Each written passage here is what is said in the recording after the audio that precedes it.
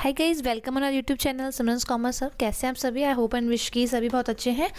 And first of all तो sorry कि जो नोटिफिकेशन है उसको आए हुए 3-4 दिन हो गए हैं, but unfortunately I was unable to post the video about this. But ठीक है, अगर देखा जाए तो बहुत ज़्यादा डिले हुआ नहीं है। Still lots of candidates are there जिनमें बहुत सारी क्वेरीज हैं, तो कोशिश करेंगे कि इस वीडियो में आपकी जितनी भी क्वेरीज हैं मैं क्लियर कर पाऊँ।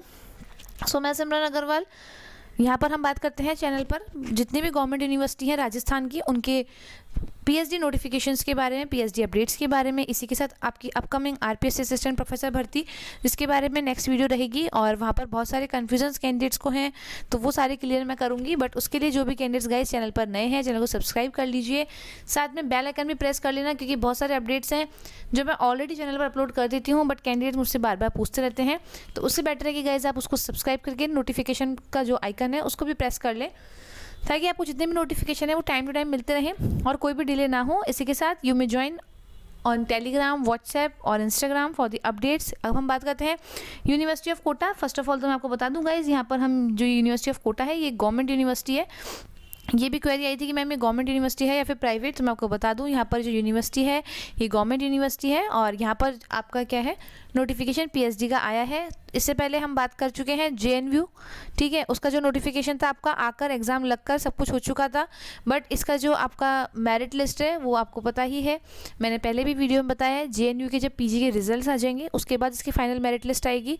एमएलएसयू में लिस्ट आ चुकी है, बट जो इंटरव्यू है वो पोस्टपोन हो गए हैं। तो हम कह सकते हैं कि जेएनयू और एमएलएसयू इन दोनों में प्रोसेस चालू है, और अब नेक्स्ट ईयर से पहले इनमें कोई प्रोसेस आएगा नहीं। नेक्स्ट बात हम कर लेते हैं गाइज आरयू की। तो आरयू के बारे में मैंने जस्ट लास्ट वीडियो मेरा है वो आरयू के बारे में ही बनाया था, तो आप वहाँ जाकर देख सकते हैं कि आरयू का क्या सीन है। इसके अलावा एक एमजीएसयू बीकानेर, हाँ यहाँ ज़रूर आपका नोटिफिकेशन आने वाला है एमजीएसयू बीकानेर में, ठीक है। तो यहाँ की मैं आपको बता दूंगा, इस मोस्ट प्रोबेबली जुलाई और अगस्त में जो नोटिफिकेशन आपका आने के चांसेस हैं। अपडेट रहेंगे हम हर एक न्यूज़ से, और किस तरीके से एग्ज़ाम लगेगा, किस किस यूनिवर्सिटी में क्या क्या पैटर्न रहता है, क्योंकि हर यूनिवर्सिटी अपना अलग अलग रूल फॉलो कर रही है। तो मोटे तौर पर हम बात कर लेते हैं। हमारे पास देखा जाए तो जेएनयू, एमएलएसयू, आरयू, एमजीएसयू और कोटा 5 गवर्नमेंट यूनिवर्सिटीज़ हैं जिनमें करंट में जो है हमारा प्रोसेस चल रहा है या फिर चलने वाला है। और इसके अलावा हम बात करें कुछ जो यूनिवर्सिटी है जैसे कि मत्स्य यूनिवर्सिटी, शेखावटी यूनिवर्सिटी, इनका रिसेंटली गाइज मेरे पास अभी तक कोई अपडेट नहीं है। इसी के साथ जीजीटीयू बांसवाड़ा, वहाँ पर भी मे बी पॉसिबल है कि पीएचडी एंट्रेंस आएंगे, तो अगर ऐसा होता है तो अपडेट आपको ज़रूर मिलेंगे। बट उसके लिए आपको चैनल को शेयर सब्सक्राइब दोनों करना पड़ेगा, ठीक है। तो अब हम बात करते हैं कोटा विश्वविद्यालय की। यहाँ पर जो आपका लास्ट डेट है वो 14 जुलाई आपका जो है, यानी कि फॉर्म भरने की जो आपकी लास्ट डेट है वो 14 जुलाई है। इसके अलावा एंट्रेंस एग्जाम की जो डेट है वो 5 अगस्त है। Tentative date of starting interviews 5 सितंबर, ठीक है। तो यहाँ पर हमको डेट्स तो क्लियर कर दी हैं। इसके बाद हम बात कर लेते हैं यहाँ का प्रोसेस क्या है, या फिर XYZ जो भी चीज़ें हैं। तो ऐसा गाइस देखा जाए तो इनका जो एप्लीकेशन प्रोसेस है, इन्होंने एक लिंक दिया है, बट वो और यूनिवर्सिटीज़ की तरह लिंक नहीं है, वो एक गूगल फॉर्म का लिंक है, ठीक है। कैंडिडेट्स बहुत ज़्यादा कंफ्यूज हो रहे हैं इस चीज़ को, तो मैं आपको बता दूं बहुत सिंपल सा गूगल फॉर्म का लिंक है। वो बाकी एग्जाम्स की तरह नहीं है जैसे कोई अलग लिंक खुल जाता है और हमें अपनी जो इन्फॉर्मेशन वगैरह है अलग तरीके से हम फिल करते हैं। ये गूगल फॉर्मुलेट इन्होंने दिया है, तो आपको वो फिल करना है, ठीक है। इसके अलावा हम बात करते हैं गाइज यहाँ पर all candidates will have to appear in the entrance exam, यानी कि NET, JRF, CISR, NET, XYZ कुछ भी आपने क्लियर कर रखा हो, केवल यहाँ पर इंटरनेशनल जो स्टूडेंट्स हैं वो ही एग्जाम से एग्जाम्प्ट होंगे। Otherwise A to Z candidates जिनके पास चाहे कुछ भी एक्स्ट्रा है बट उनको एग्जाम देना ही पड़ेगा। नेक्स्ट की हम बात करते हैं, अगर फिर भी आपको कोई बहुत ज़्यादा डीप कन्फ्यूजन होता है तो इन्होंने 2 नंबर दिए हैं यहाँ पर, तो आप वहाँ पर कॉल करके पूछ सकते हैं। उठाएंगे या नहीं वो मुझे नहीं पता, बट यहाँ पर उन्होंने नंबर दिए हैं, इसके बारे में हम यहाँ पर देख सकते हैं, ठीक है। डिटेल की इन्फॉर्मेशन की हम बात करें तो वैसे तो हालांकि बहुत कुछ हमारा इस नोटिफिकेशन में क्लियर हो जाएगा, और मैं कोशिश करूँगी कि यहाँ पर आपको क्लियर कर दूँ चीज़ें। तो देखते हैं सबसे पहले फैकल्टी ऑफ आर्ट्स में अच्छी सीट्स हैं, हिंदी में 10 सीट हैं, इंग्लिश में 4 हैं, और संस्कृत में काफ़ी अच्छी सीट्स यहाँ पर देखने को मिल रही है, 18 सीट्स हैं, Urdu 7, music 6, drawing and painting 10। Social sciences की बात करें तो economics 5, sociology 7, history 7, public ad 5, geography 15 और पॉलिटिकल साइंस 17, होम साइंस 09। और इसके बाद हम बात करते हैं गाइस साइंस स्ट्रीम की, तो केमिस्ट्री में अच्छी सीट्स देखने को मिल रही हैं यहाँ पर काफ़ी, 31 सीट्स हैं, और बॉटनी में 12, zoology 12, sorry zoology 03, physics 6, mathematics 5, computer science 10, microbiology 2, biotechnology 2, wild life science 2। इसके बाद हम बात करते हैं गाइज यहाँ पर कॉमर्स की, तो ABST वहाँ पर आपकी 4 सीट्स हैं, बिजनेस एडमिनिस्ट्रेशन 9 सीट्स हैं, मैनेजमेंट में 2 हैं। अब यहाँ पर मैं बता दूँ मैनेजमेंट का मतलब जिन कैंडिडेट्स ने MBA किया है एज अ PG डिग्री वो मैनेजमेंट के लिए एलिजिबल है, जिन्होंने MCOM इन बिजनेस एड किया है वो बिजनेस एडमिनिस्ट्रेशन के लिए एलिजिबल है। और यहाँ पर EAFM की कोई भी सीट नहीं है, ठीक है, ये बात ध्यान रखिएगा। EAFM वाले गलती से भी आर्ट्स के इकोनॉमिक्स में अप्लाई मत कर देना, क्योंकि यहाँ पर उन्होंने खुद ने बाद में मेंशन करा है कि ये लोग उसी स्ट्रीम में आपको एडमिशन देंगे जिसमें आपका PG कंप्लीट है। और इसके अलावा काफ़ी कन्फ्यूजन है कैंडिडेट्स को लेकर, स्पेशली बिजनेस और मैनेजमेंट के कैंडिडेट्स हैं। तो मैं आपको बता दूँगा इस कॉमर्स में जो RPSC मानती है या फिर जो नॉर्मल हमारा राजस्थान जो डिग्रीज फॉलो करता है, MCOM अगर किसी कैंडिडेट ने किया है तो उसकी जो डिग्री है वो भी ओवरऑल कॉमर्स में ही अवार्ड होनी चाहिए, ठीक है, मैनेजमेंट में नहीं। दूसरी बात उसका जो नेट है वो भी कॉमर्स में क्लियर होना चाहिए। कैंडिडेट्स गड़बड़ी कर रखे हैं काफ़ी सारे, क्योंकि I have received lots of messages in last few days. उसमें किसी कैंडिडेट ने MCOM कर रखा है बट अपना MCOM बिजनेस साइड में कर रखा है, नेट उन्होंने मैनेजमेंट में निकाल रखा है, फिर MBA कर रखा है, नेट कॉमर्स में निकाल रखा है। कुछ EFM के कैंडिडेट्स हैं उन्होंने इकोनॉमिक्स में अपना नेट निकाल रखा है। ऐसे बहुत सारे कन्फ्यूजन है। तो मैं आपको ये बता दूँ कि RPSC में जो माना जाएगा वो केवल ये माना जाएगा कॉमर्स स्ट्रीम में कि MCOM चाहे वो ABST है, EFM है या BADM है, प्लस आपका जो नेट है वो कॉमर्स में ही माना जाएगा। इसके अलावा कोई भी कॉम्बिनेशन को ये लोग अलाउ नहीं करेंगे। लास्ट है हमारा फैकल्टी ऑफ एजुकेशन, तो इसमें हम बात करते हैं एजुकेशन और फिजिकल एजुकेशन। अब इसके बाद गाइस हम बात करें तो लास्ट डेट आपको बता दी है मैंने 14 जुलाई। एक चीज़ और मैं आपको बता दूं कि आरयू का जो एंट्रेंस है उसके बारे में मैंने बताया था कि वो कब आने वाला है। उसके कुछ मेरे पास पुराने पेपर हैं, पेपर 1 जो कॉमन पेपर है सभी कैंडिडेट्स के लिए, यानी कि आर्ट्स कॉमर्स साइंस, तो वो मेरे ऐप पर अवेलेबल है, आप वहाँ जाकर वहाँ से परचेज कर सकते हैं। इसी के साथ बिजनेस एड, EFM और ABST के पेपर मेरे पास अवेलेबल है, तो आप वहाँ जाकर उनको परचेज कर सकते हैं। नेक्स्ट हम बात करते हैं एग्जामिनेशन फ़ी और मोड ऑफ पेमेंट क्या होगा। तो यहाँ पर उन्होंने गूगल फॉर्म का लिंक दिया है, ये आपको साइट पर भी मिल जाएगा। यहाँ से आपको ये फॉर्म का लिंक क्लिक करना है और अपना फॉर्म फिल करना है। 3000 जनरल कैंडिडेट की फ़ीस है, बाकी जो कैंडिडेट्स हैं OBC, SC, ST, EWS और इनका 1500 रुपये फ़ीस है, ठीक है। पेमेंट आप जो कर रहे हैं वो है name of receiver registrar university of Kota. Payment करते टाइम गाइस ध्यान रखिएगा, बहुत सारे कैंडिडेट्स यहाँ पर ऐसे होंगे जो इस टाइप का पेमेंट पहली बार करेंगे।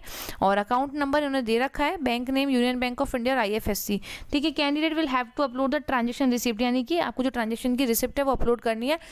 प्रॉपर कोशिश कीजिएगा कि आपको रिसिप्ट मिल जाए, otherwise you have to upload the screenshot जिसमें जो ट्रांजैक्शन के मेन डिजिट्स हैं वो शो हो रहे हो, यानी कि जो भी हम कह सकते हैं कोड जनरेट होता है, चाहे पेटीएम, फ़ोनपे, किसी से भी इस पेमेंट को कर रहे हैं, अपने किसी बैंक के ऐप से कर रहे हैं, बट ये बात ध्यान रखिए कि वहाँ पर क्लियर रहे कि हाँ आपने ही पेमेंट किया है और उसको आप अपलोड ध्यान से करिएगा। और खुद के पास भी इन चीज़ों को सेव रखिएगा गाइस बाद में, क्योंकि यहाँ का प्रोसेस थोड़ा सा अलग है, तो मे बी कुछ गड़बड़ी अगर होती है तो बाद में काम आ जाएगी। यहाँ पर हम बात करते हैं अप्लाई कौन कौन कर सकता है। तो जिन कैंडिडेट्स का PG कंप्लीट हो गया वो ही अप्लाई कर सकते हैं यहाँ पर, और 55% आपकी PG में होनी चाहिए। 5% का जो है हमारा रिजर्वेशन सिस्टम के तहत हमको क्या है छूट है। अगर देखा जाए तो उन्होंने EWS को भी 5% रिलैक्सेशन दिया है, यानी कि 50% वाला PhD के लिए अप्लाई कर सकता है। और इसके बाद हम बात करते हैं तो गाइज ऐसा कुछ है नहीं, MPhil भी इन्होंने किया है तो वही चीज़ है कि 55 अगर जनरल में है तो ठीक, अदरवाइज 5% कैटेगरी वाइज कैंडिडेट्स को यहाँ पर भी रिलैक्सेशन दिया गया है। एक चीज़ काफ़ी इंपॉर्टेंट जो कि इम्पॉर्टेंट है कॉमर्स के कैंडिडेट्स के लिए, तो अगर उन्होंने CA, CS, ICW और PGDM किया है तो वो भी अप्लाई कर सकते हैं, चाहे उन्होंने फिर MCOM किया हो या नहीं किया हो। तो ये काफ़ी अच्छी चीज़ यहाँ पर उन्होंने बहुत अच्छे से क्लियर की है। तो जो कैंडिडेट्स इस फील्ड के हैं और अपना PhD करना चाहते हैं गाइज, बहुत अच्छा मौका है, आप अप्लाई कर सकते हैं।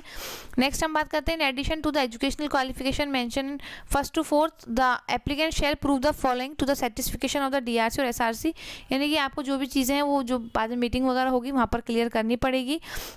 Permission of the employer in writing the candidate to pursue PhD program along with his her regular duties in the organization she is employed।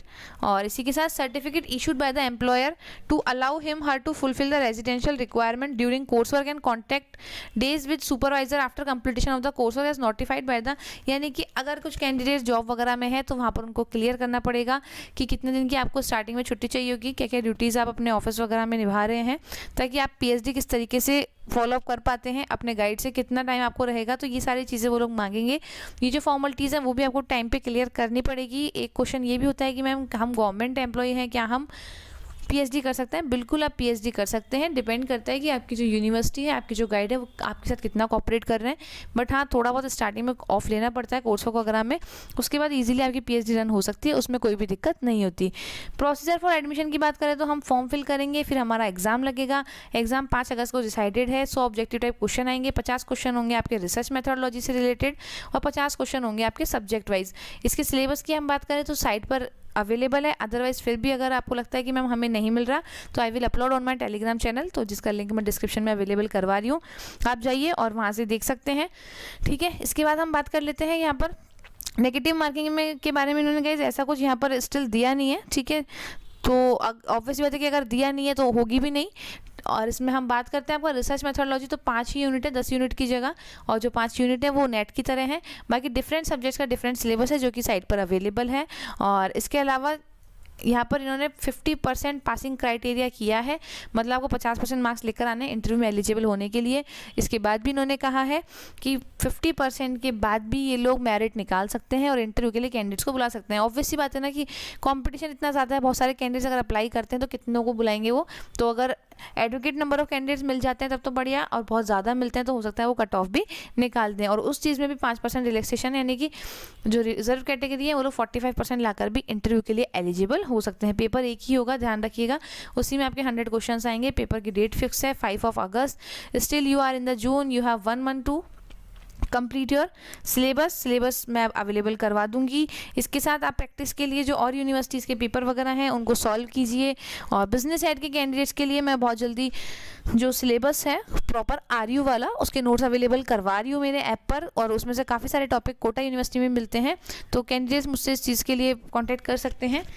इसके अलावा हम बात करेंगे इस तो इंटरव्यू, यहाँ पर इंटरव्यू भी छोटा नहीं है। छोटा कहने का मतलब फॉर्मेलिटी नहीं होगी, जिस हिसाब से उन्होंने अपना प्रोसेस बताया काफ़ी अच्छा, ये लोग इंटरव्यू लगा सकते हैं। 70% वेटेज दिया जाएगा आपके रिटर्न के मार्क्स को, 30% वेटेज दिया जाएगा आपके इंटरव्यू के मार्क्स को।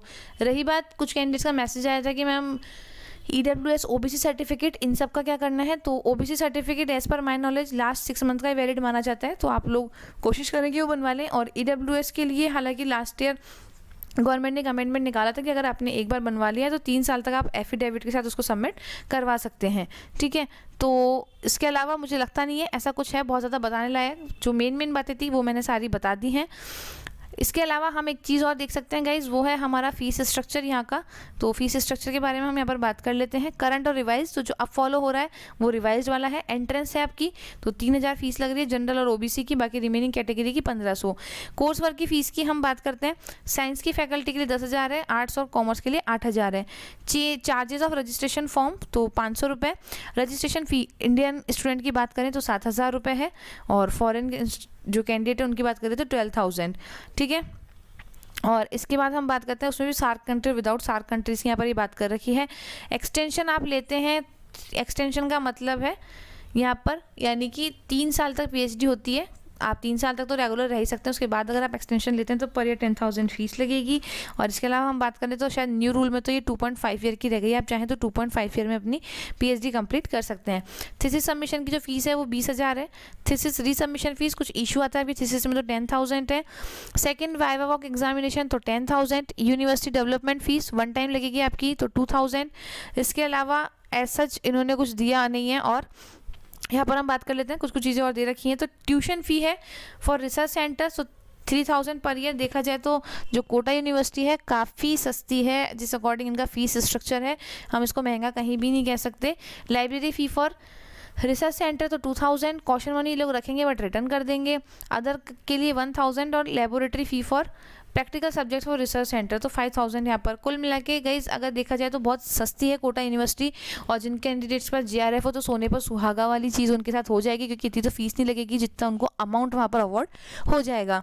तो आप अपनी प्रिपरेशन स्टार्ट कीजिए। 5 अगस्त इन्होंने अभी टेंटेटिव डेट दी है, मे भी चेंज हो जाए, नहीं होती है तो हमारे पास एक डेट है जिसको टारगेट करके हमको हमारा एग्जाम क्या करना है, क्रैक करना है, क्योंकि ऑब्वियस सी बात है सीट्स कम है, कॉम्पिटिशन ज़्यादा है, गवर्नमेंट यूनिवर्सिटी है, everybody wants to take admission in that government university, either it's RU, MLSU, JNVU, Kota university.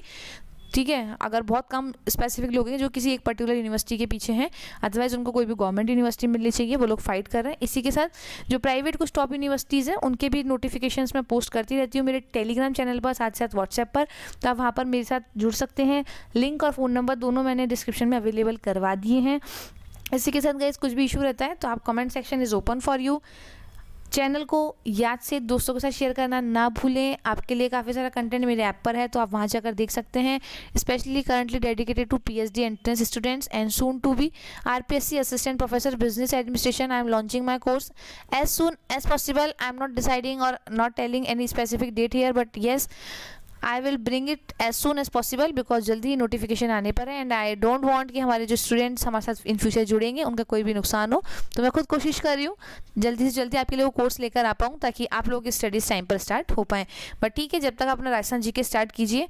जल्दी मिलेंगे नई वीडियो में, तब तक के लिए खुश रहें, स्वस्थ रहें और अपने सपनों की तरफ मेरे साथ आगे बढ़ते रहें।